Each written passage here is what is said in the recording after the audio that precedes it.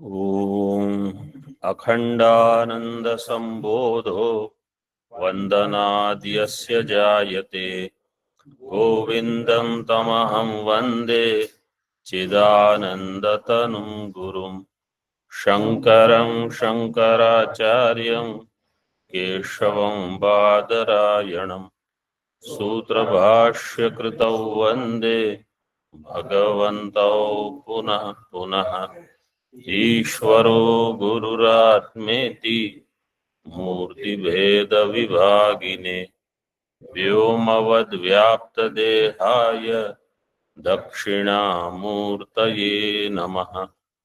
ओम शांति शांति शांति।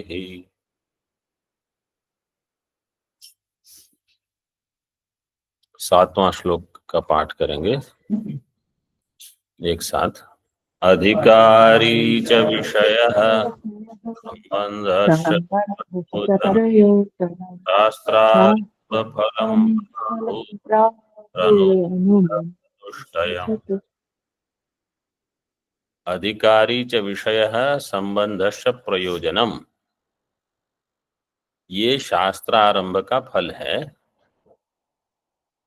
अनुबंध चतुष्टयम शास्त्रारंभ फलम प्राहु अनुबंध चतुष्टयम।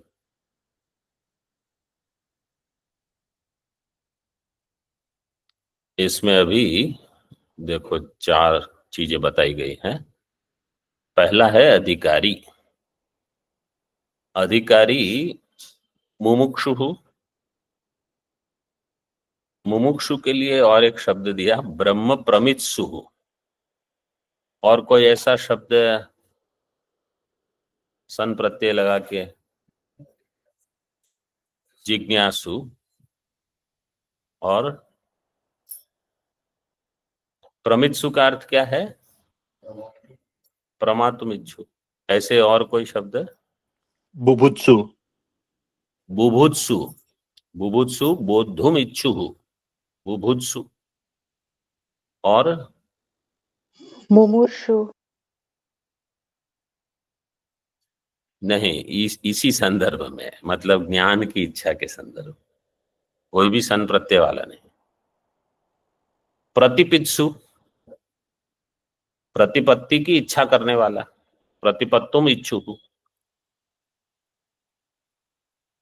मुमुक्षु तो मोक्ष के लिए है, लेकिन जिज्ञासु ज्ञान के लिए, बुभुत्सु ज्ञान के लिए, प्रतिपित्सु ज्ञान के लिए, प्रमित्सु ज्ञान के लिए, ये सारे ज्ञान के लिए ही ये समानार्थ शब्द हैं। तो प्रमित्सु ब्रह्म प्रमित्सु, ब्रह्म की प्रमा करने की जिसकी इच्छा है, ब्रह्म प्रमातुम इच्छु। विविदिषु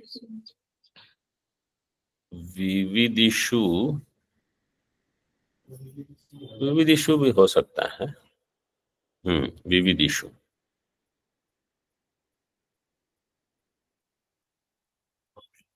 वेत्तुम इच्छा विविदिशा। साधन चतुष्टय संपन्न। अधिकारी का मुख्य लक्षण बताएंगे, साधन चतुष्टय संपन्न, आगे उस पर विस्तार होगा। पर यही अधिकारी बनेगा प्रमाता। मतलब ज्ञान प्रमा उसी प्रमाता में उत्पन्न होगी। तो अधिकारी का मुख्य अर्थ तो कौन है? अंतःकरण। अधिकारी कौन है? अंतःकरण। कौन? विशेष अंतःकरण, क्योंकि प्रमाता तो वही है। अंतःकरण कहो अथवा अंतःकरणावच्छिन्न चैतन्य, वो प्रमाता हो जाएगा। जहां अहम ब्रह्मास्मि प्रमा उत्पन्न होगी, वो है प्रमाता। विषय क्या है? विषय यस्मिन् वेदांतानां षड्विध लिंगैः समन्वितं तात्पर्यम् जीव ब्रह्म ऐक्यम प्रमेयम। यस्मिन् वेदांतानाम, इसके ऊपर आगे अधिकारी के ऊपर तो बहुत विस्तार हुआ है, इसलिए हम यहां विस्तार नहीं कर रहे। विषय क्या है? यस्मिन् वेदांतानाम षड्विध लिंगैः समन्वितम तात्पर्यम। 6 लिंगों के द्वारा आगे बताए जाएंगे षड्विध लिंग ही समन्वितम तात्पर्यम, तात्पर्य का जहां अथवा 6 लिंगों का जहां समन्वय होगा, ऐसा तात्पर्य, मतलब जहां 6 के 6 लिंग मिल जाएंगे। कौन से 6 लिंग है? देखो वहां 9वें श्लोक की टीका में दूसरी पंक्ति देख लो, उपक्रमोपसंहार।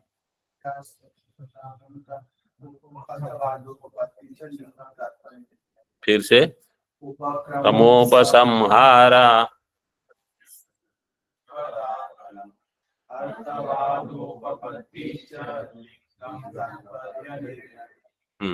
नवम श्लोक की टीका की दूसरी पंक्ति में दिया है वो श्लोक, उपक्रम उपसंहार। जब हम वहां आएंगे तब उसकी व्याख्या थोड़ी अधिक करेंगे। ये है 6 लिंग। इन षड्विध लिंग के द्वारा जो समन्वित तात्पर्य है वो है प्रमेय, विषय।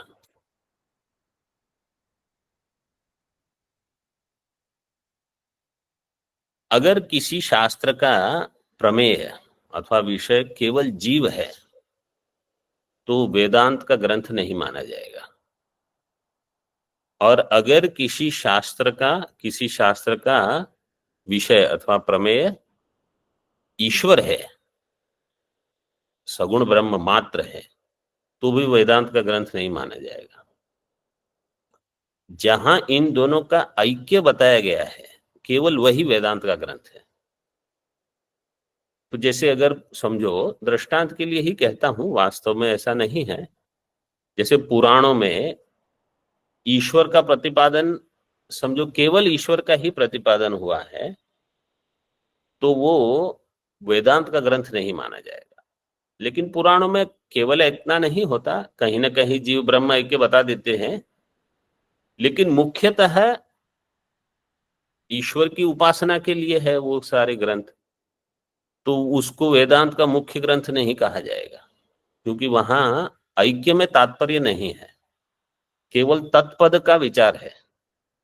अथवा केवल जीव का जहां विचार होगा वो केवल तोम पद बताने वाले हैं। जैसे ये योग दर्शन आदि हैं, योग दर्शन में केवल जीव का स्वरूप और जीव चैतन्य रूप है, ये सिद्ध हो गया। दृष्टु स्वरूपे अवस्थानम, उतना हो जाएगा। उसके आगे वो जीव ब्रह्म ऐक्य नहीं प्रतिपादित करते, इसलिए वो दर्शन वेदांत का नहीं होगा। तो वेदांत का विषय है जहां जीव का भी विचार हो, लक्ष्यार्थ का विचार हो, ईश्वर का भी विचार हो, ईश्वर के लक्ष्यार्थ का, और उनका ऐक्य, तब ये वेदांत का विषय हुआ। ये ग्रंथ वेदांत का है, ये हमेशा हमको ध्यान रखना। तो कभी हम केवल ऐसे कह देते हैं कि वेदांत का विषय क्या है? ब्रह्म। लेकिन केवल अगर ब्रह्म का ही समझो वर्णन किया जाए, ब्रह्म सत्यम ज्ञानम अनंतम है, ब्रह्म सृष्टि स्थिति लय का कारण है, जिससे यतो वा इमानि भूतानि जायन्ते ये न जातानि जीवन्ति, ये सब वर्णन अगर केवल इतना ही है, ये वेदांत नहीं है। जहां ऐक्य नहीं आया, जीव ब्रह्म मतलब मैं ब्रह्म हूं, ये प्रमा उत्पन्न करना, यही वेदांत का मुख्य प्रयोजन है। मैं अपरिच्छिन्न हूं, मैं असंसारी हूं, मैं अकर्ता अभोक्ता हूं, ये प्रमा उत्पन्न करना वेदांत का प्रयोजन है। तो उससे थोड़ा भी अगर कम रह गया तो वेदांत नहीं है फिर। और उस प्रमा के साथ साथ जगत मिथ्यात्व का प्रतिपादन हो जाएगा। यहाँ विषय में जगत मिथ्या नहीं बताया गया है, नहीं बताते, लेकिन जगत मिथ्या इसका दूसरा अमुख्य और अवांतर प्रयोजन जिसको कहते हैं। ये अद्वैत सिद्धि में इस पर भी थोड़ा विचार होता है कि जगत मिथ्या ये आपका प्रयोजन है कि जीव ब्रह्म है ये आपका प्रयोजन है। और आप ये नहीं कह सकते कि दोनों हैं, तो हम कहेंगे मुख्य प्रयोजन है जीव ब्रह्म ऐक्य, उसका फिर अवांतर प्रयोजन हो जाएगा जगत मिथ्या। क्योंकि अगर सारी उपाधियां मिथ्या है तो ही जीव ब्रह्म में ऐक्य होगा। अगर कहीं उपाधि में सत्यत्व है तो ऐक्य नहीं होगा।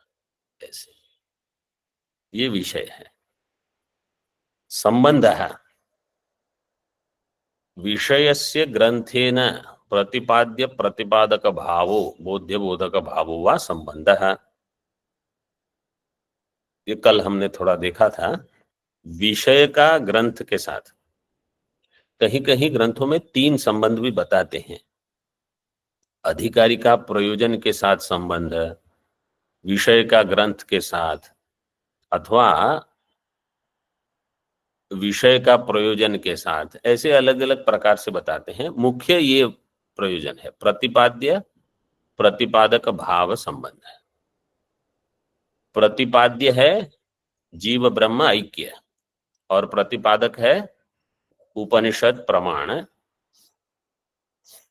अच्छा, उपनिषद शब्द कठोपनिषद भाष्य में भगवान भाष्यकार ने कैसे लिखा है? उपनिषद शब्द से क्या बताते हैं? उपनिषद शब्देन विद्या उच्यते। ये आप भाष्य थोड़ा देखते रहोगे ना अपने आप भी, ये बहुत महत्वपूर्ण पंक्तियां हैं उसमें। उपनिषद शब्द का अर्थ है अखंडाकार वृत्ति, ब्रह्माकार वृत्ति, ये वास्तव उपनिषद है। और ये जो हम उपनिषद पुस्तक लेके घूमते हैं, ये गौण है, अमुख्य, भक्त्या वहां दिया है। ये उपनिषद जो हम हाथ में लेकर चलते हैं, ये तो गौण अर्थ है। बुद्धि में जो ब्रह्माकार वृत्ति होगी, ये मुख्य उपनिषद का अर्थ है। तो ग्रंथ का मतलब जो ग्रंथ है उसका प्रयोजन क्या है? वो वृत्ति उत्पन्न करना। तो इसलिए विषयस्य ग्रंथेन संबंधः, ग्रंथ होगा प्रतिपादक, और ब्रह्माकार वृत्ति जो बनेगी वो है प्रतिपाद्य। तो इसलिए अगर कोई पूछेगा कि आपने उपनिषद पढ़ लिया, तो जब तक ब्रह्माकार वृत्ति नहीं हुई तब तक वास्तव में उपनिषद पूरा नहीं हुआ है। प्रमाण प्रमेय संबंध है। अब प्रयोजनम, प्रयोजन क्या है? नित्य प्राप्तस्य अपरिच्छिन्नस्य ब्रह्मणः प्राप्तिः, परिहृतस्य नित्य निवृत्तस्य संसारस्य परिहारः। इसी को अन्य भाषा में कैसे कहते हैं? आत्यंतिक दुख निवृत्ति ही परमानंद प्राप्ति ही। लेकिन ये थोड़ा विचार करने के लिए है। प्राप्ति 2 प्रकार की होती है, एक अप्राप्त की प्राप्ति, एक प्राप्त की प्राप्ति। परिहार का अर्थ है कुछ हटा देना, छोड़ देना। परिहार 2 प्रकार के होते हैं, एक है परिहृतस्य परिहार जो यहाँ दिया है, और दूसरा अपरिहृतस्य परिहार है। मतलब जो पहले से परिहृत है, हटा हुआ है, उसको हटाना, परिहृत से परिहार। और दूसरा अपरिहृत से मतलब जो पहले से नहीं हटा है उसको हटाना। तो 4 हो गए, प्राप्त से प्राप्ति, अप्राप्त से प्राप्ति, परिहृत से परिहार, अपरिहृत से परिहार। प्राप्त से प्राप्ति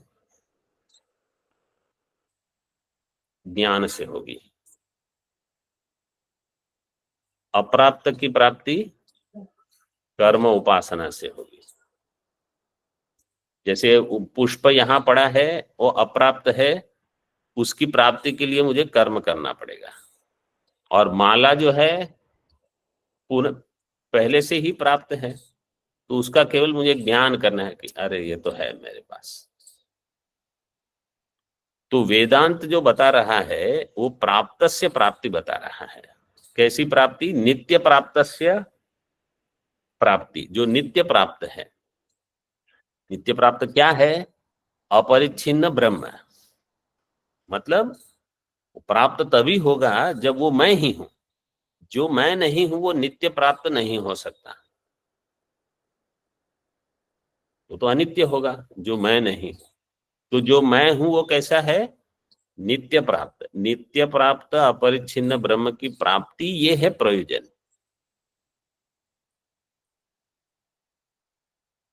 और परिहार दो प्रकार के हैं, परिहृतस्य परिहार और अपरिहृतस्य परिहार। इसका पहले दृष्टांत समझ ले। रज्जु में सर्प परिहृत है कि अपरिहृत है? परिहृत है। परिहृत मतलब वो है ही नहीं वहां, पहले से ही हटा दिया गया है, केवल भ्रांति से भास रहा है। तो जो रज्जु में सर्प है वो परिहृत है, उसका परिहार कैसे होगा? ज्ञान से होगा। तो ज्ञान मात्र से परिहृत का परिहार करना।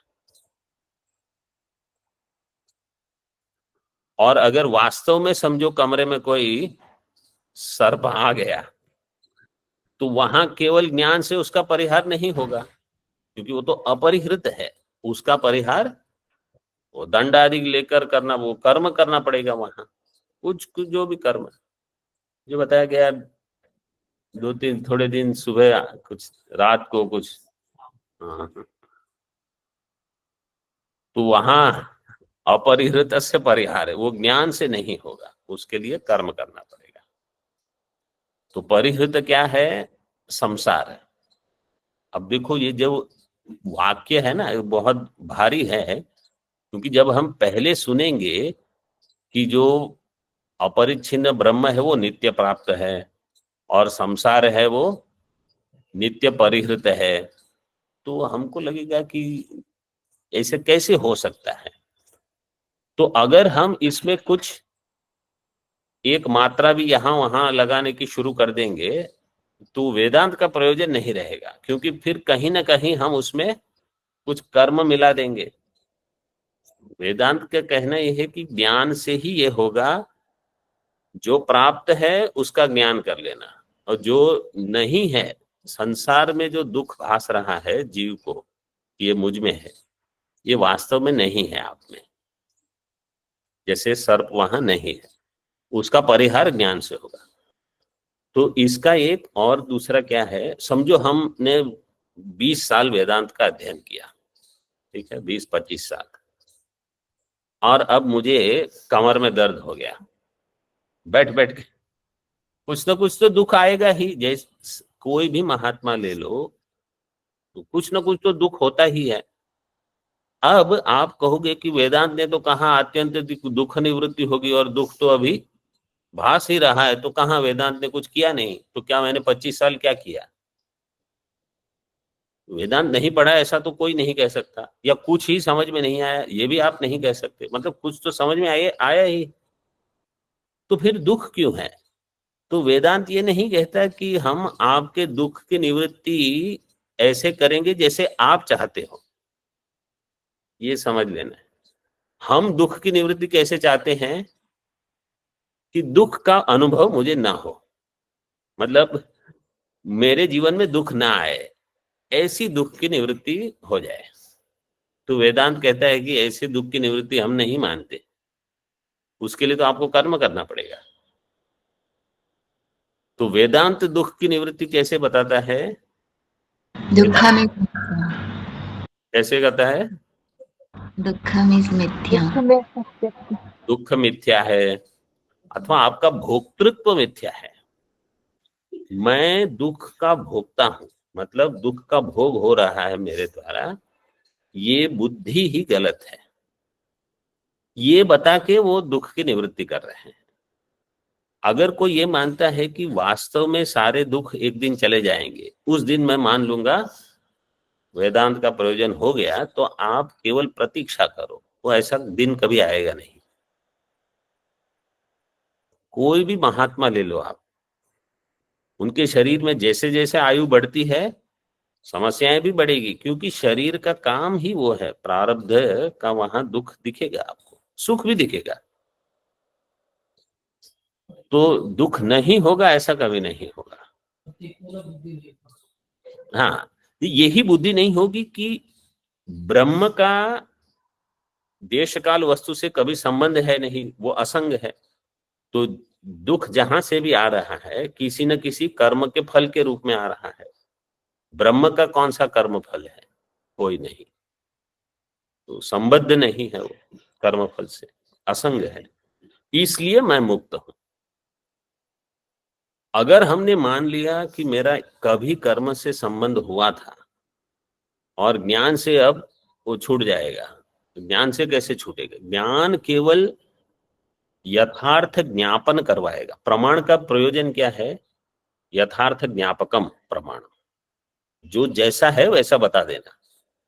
अगर ये श्वेत पुष्प है, इसको अगर मैंने श्वेत जान लिया तो ये प्रमाण ने अपना काम कर लिया। और अगर इसको मैंने पीत जान लिया, नील जान लिया, रक्त जान लिया, ये उपासना हो गई, ये ज्ञान नहीं हुआ।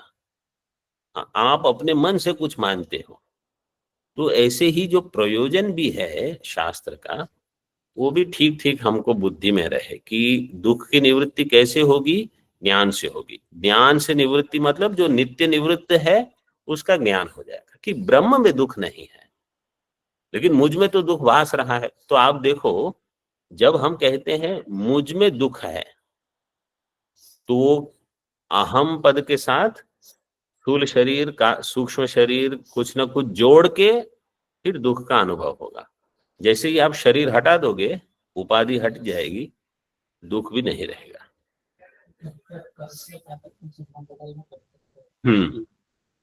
जब तक कर्म से तादात्म्य रहेगा अथवा देह भाव बना रहेगा, इसलिए देह बुद्धि को काटना ये मुख्य प्रयोजन है। काटना मतलब ये भी बाधित होगी।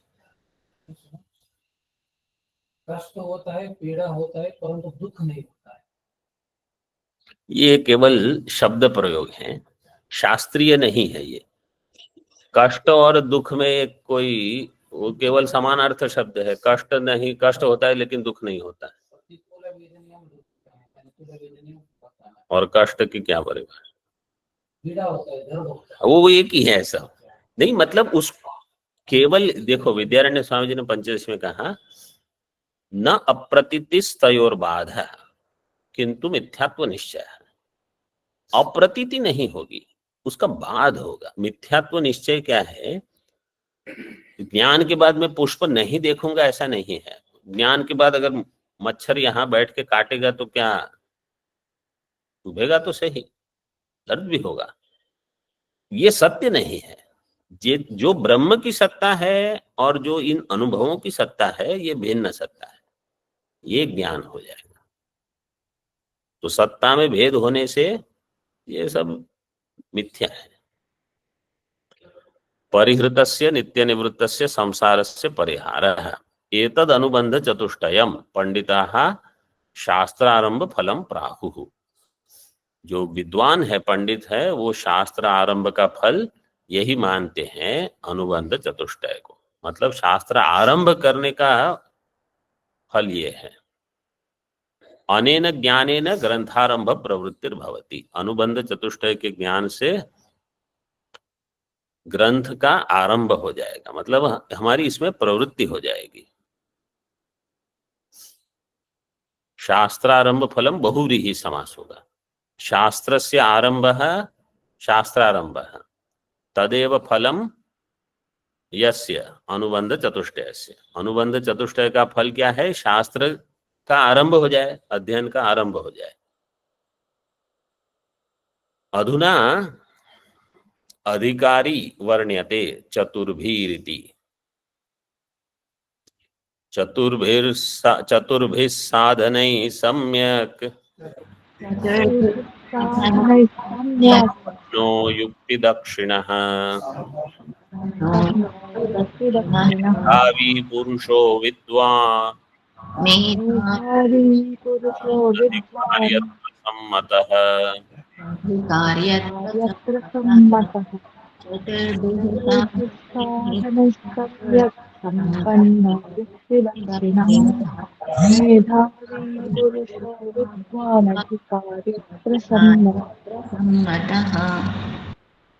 चतुर्भिः साधनैः सम्यक् सम्पन्नः युक्ति दक्षिणः मेधावी पुरुषो विद्वान् अधिकारी अत्र सम्मतः, अन्वय ऐसे ही है जैसे शब्द है श्लोक में। चतुर्भिः साधनैः सम्यक संपन्न, केवल संपन्न नहीं दिया, साधन संपन्न, चतुर्भिः साधनैः सम्यक मतलब अच्छी मात्रा में ये चार साधन हो, विवेक वैराग्य इत्यादि अच्छी मात्रा में हो।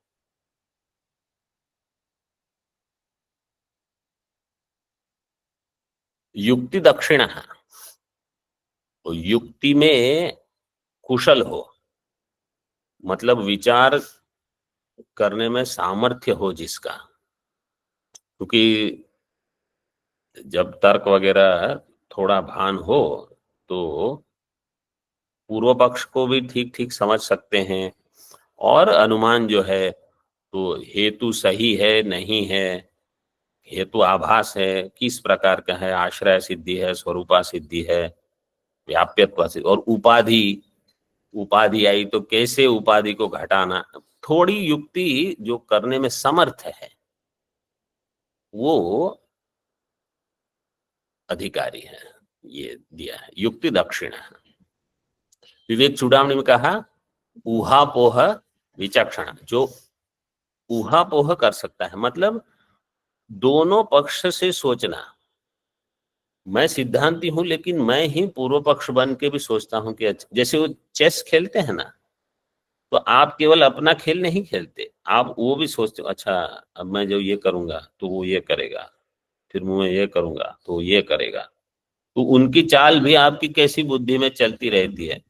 ऐसे अगर हम कोई वाक्य का प्रयोग करते हैं या कोई लक्षण बनाते हैं तो पूर्व पक्ष को इसमें कहाँ कहाँ आपत्ति आएगी, तो पहले से हम सोच के फिर ऐसा लक्षण बनाए जिसमें ना अतिव्याप्ति हो, अव्याप्ति हो, असंभव, कोई दोष ना हो। तो इस प्रकार सोचना ये है युक्ति दक्षिण। मेधावी, मेधावी ग्रंथार्थ धारण शक्ति जिसमें हो, मतलब पूर्व पूर्व जो पठित है वो सब याद रहे, और खास करके जब हम यहाँ इतने सारे ग्रंथ पढ़ते रहते हैं, अगर कुछ याद नहीं रहेगा, कुछ हद तक तो याद रहे, फिर धीरे धीरे अधिग्रहण होते रहेगा। तो ये भी एक सामर्थ्य अधिकारी में हो, मेधावी हो, विद्वान, सूक्ष्म बुद्धि, और एक टीका में और एक जोड़ दिया है सगुण ब्रह्मनिष्ठ भी, मतलब ईश्वर की उपासना जिसने की हो, ईश्वर में जिसको अटूट श्रद्धा हो। हमारे एक महात्मा जी बोलते थे कि घर छोड़ना है तो उपासना के बल से छूटेगा। जिसने उपासना की है भगवान के, भगवान पर श्रद्धा रख के वो घर छोड़ के निकल जाएगा। अब योगक्षेम की चिंता नहीं रहेगी। कब? जब भगवान के वचन पर विश्वास है, भगवान ने कहा योगक्षेमम वहां, तो जब है तब आप कहोगे तो मिल जाएगा। जब भोजन की आवश्यकता है मिल जाएगा, जब कहीं रहने का स्थान चाहिए या कपड़े चाहिए वो सब हो जाएगा, उसकी चिंता मत करो। तो क्या करना है? अनन्यास चिंतनम, अनन्य चिंतनम भगवान का करो आप। तो ये सगुण ब्रह्म निष्ठा वहां आपको बहुत आवश्यक है, वो बल देगा आपको। अधिकारी अत्र सम्मतः, टीका देख लो।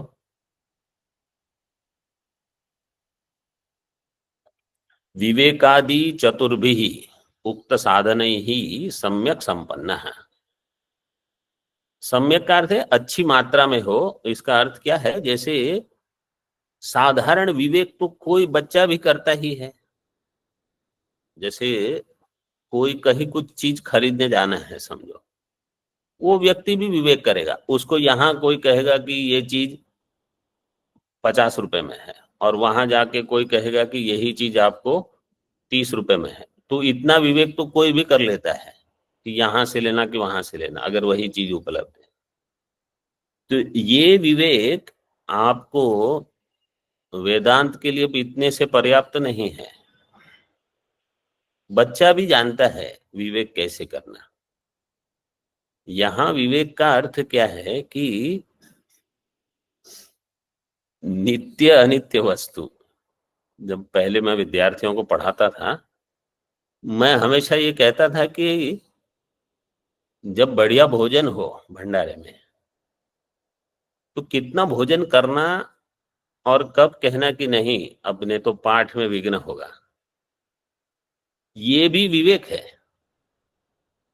कितना खाना कितना नहीं खाना, कितना श्रम करना, कब विश्राम ले लेना, ये विवेक जिसको नहीं है वो अध्ययन में उनको बाधा आती रहेगी। तो बढ़िया भोजन देख के आप भूल गए कि अरे इसके बाद आपको पाठ में बैठना है, तो ये ना हो। और इसी प्रकार शम दम सब में कुछ हद तक तो रहते ही हैं, कुछ इंद्रिय पर नियंत्रण, कुछ मन पर, लेकिन पर्याप्त हो, संपन्न, सम्यक, उक्त साधने ही सम्यक संपन्न। आद्यम नित्यानित्य वस्तु विवेक है इत्यादि श्लोक ही, ये श्लोक आएगा आगे 15वां श्लोक, वहां से नित्यानित्य विवेक का विवरण शुरू करेंगे। इत्यादि इत्यादि भी श्लोक ही।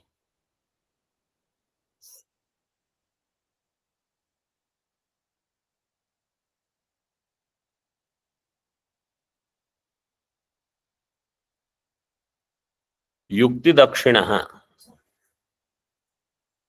सम्यक संपन्न मतलब ठीक ठीक तरह से उसकी प्राप्ति हो।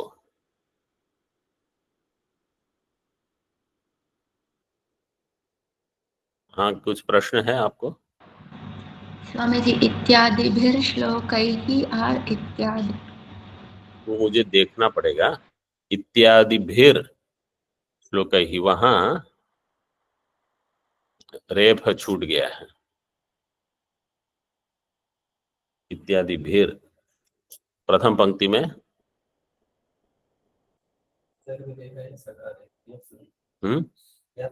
हाँ विसर्ग नहीं, वहां इत्यादि भी ही उसको अलग करना पड़ेगा, रेफ नहीं होगा। सही बता, विसर्ग ही कर देंगे, अथवा हाँ दो शकार भी कर सकते हैं। इत्यादि भी, और एक शकार वहां जोड़ दो आधा, इत्यादि भी श्लोक ही, ऐसे।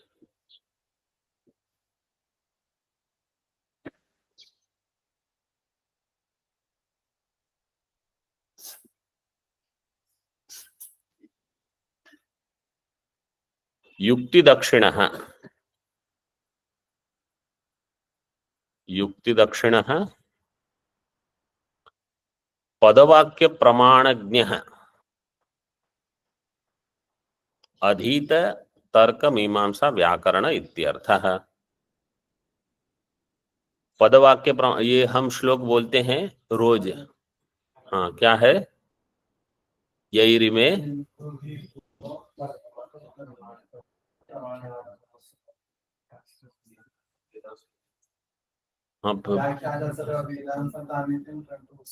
व्याख्याता सर्व वेदांतास तान नित्यम प्रणतोस्मि, यही में गुरुभिः पूर्वम पदवाक्य प्रमाणतः व्याख्याता सर्व वेदांतास तान नित्यम प्रणतोस्मि हम। कहाँ का श्लोक है ये?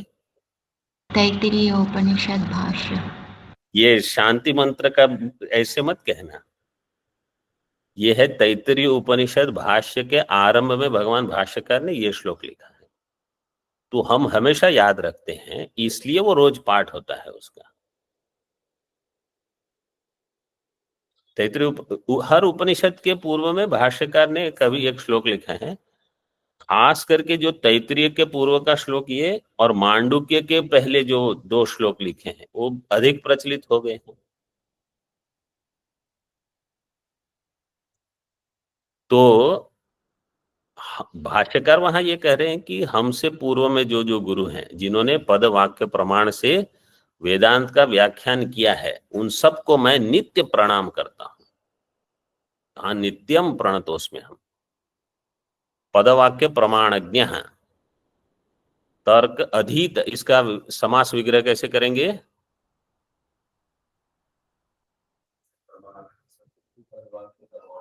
हाँ, पदवाक्य प्रमाणज्ञ। पदंच वाक्यम च, तीनों नपुंसकलिंग है। पदंच वाक्यंच प्रमाणंच इति पदवाक्य प्रमाणानि, तानि पदवाक्य प्रमाणानि जानन जानाति इति पदवाक्य प्रमाणज्ञ। और अधीत तर्क मीमांसा व्याकरण, इसका समास विग्रह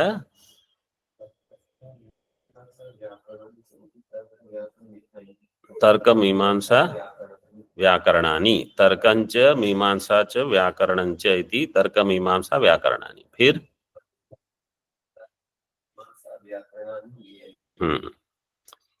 अधीतानि तर्क मीमांसा व्याकरणानि येन सह अधीत तर्क मीमांसा व्याकरणः।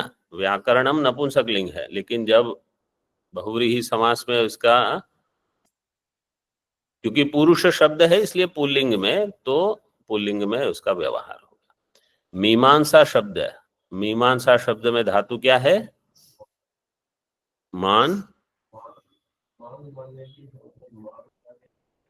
विचार से, मान विचारे, विचार धातु से होगा। मीमांसा का अर्थ है पूजित विचार, पूजायाम, पूजायाम विचार ऐसे है वो। तो जो पूजित, मीमांसा करना मतलब आदर बुद्धि से, पूजा बुद्धि से विचार करना, वहां मतलब खंडन करने का वहां प्रयोजन नहीं है। मीमांसा करना मतलब आदर बुद्धि से उसको देखना, उसी शास्त्र को, लेकिन थोड़ा सूक्ष्म बुद्धि से विचार करना। फिर मीमांसा में मी दीर्घ कैसे हो गया?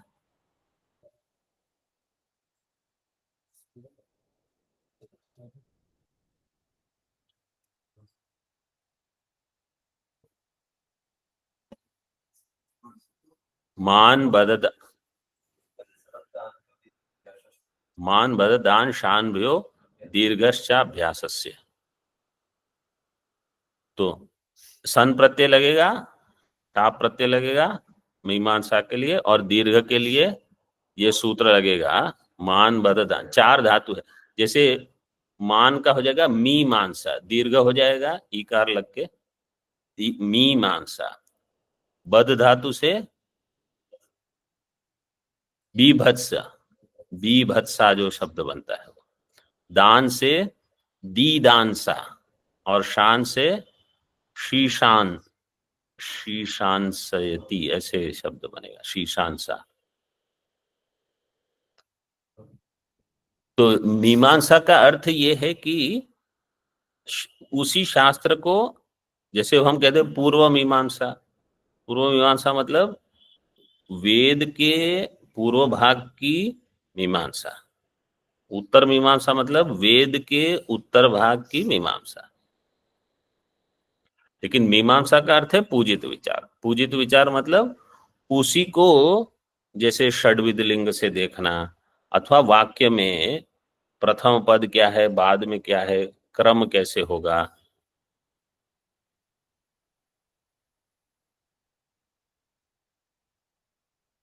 जैसे अग्निहोत्रम जुहोति और यवागुम पचति, तो वहां पाठ क्रम कैसे है, पहले जुहोति फिर पचति, लेकिन अर्थक्रम कैसे होगा, मीमांसा का ये विषय है। तो वो बता देंगे कि नहीं, इसको ऐसे देखना, इसको ऐसे देखना। ये तो मीमांसा का अर्थ ये है। तो थोड़ा उसका ज्ञान हो, और ये आरंभ में लगता है कि इसकी क्या आवश्यकता होगी, जब आप ब्रह्म सूत्र पढ़ते हो तब आवश्यकता लगती है, अथवा कोई और प्रौढ़ ग्रंथ जैसे हैं उनमें सब इनके बारे में कुछ कुछ आते रहता है। इत्यर्थः मेधावी ग्रंथार्थ धारण शक्तिर यस्यास्ति सह विद्वान। मेधावी का अर्थ है ग्रंथार्थ धारण शक्तिर यस्य अस्ति सह, जिसकी ग्रंथ के अर्थ को धारण करने की शक्ति है।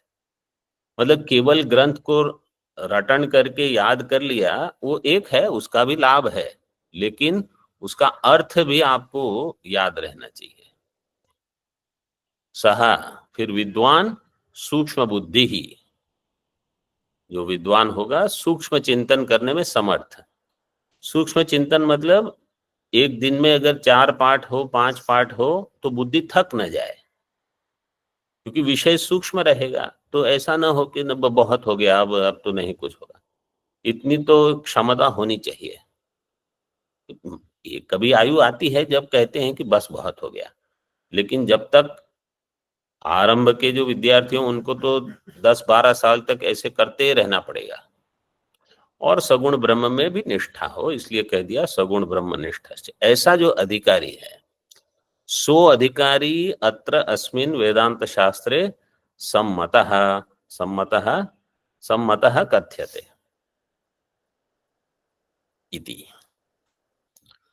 ओम पूर्णमदः पूर्णमिदं पूर्णात् समुदच्यते पूर्णस्य पूर्णमादाय पूर्णमेवावशिष्यते। ओम शांति शांति शांतिः। शंकरं शंकराचार्यं केशवं वादरायणं सूत्रभाष्यकृतौ वन्दे भगवन्तौ पुनः पुनः। ईश्वरो गुरुरात्मेति मूर्तिभेदविभागिने व्योमवद्व्याप्तदेहाय दक्षिणामूर्तये नमः। ओम शांति शांति शांति।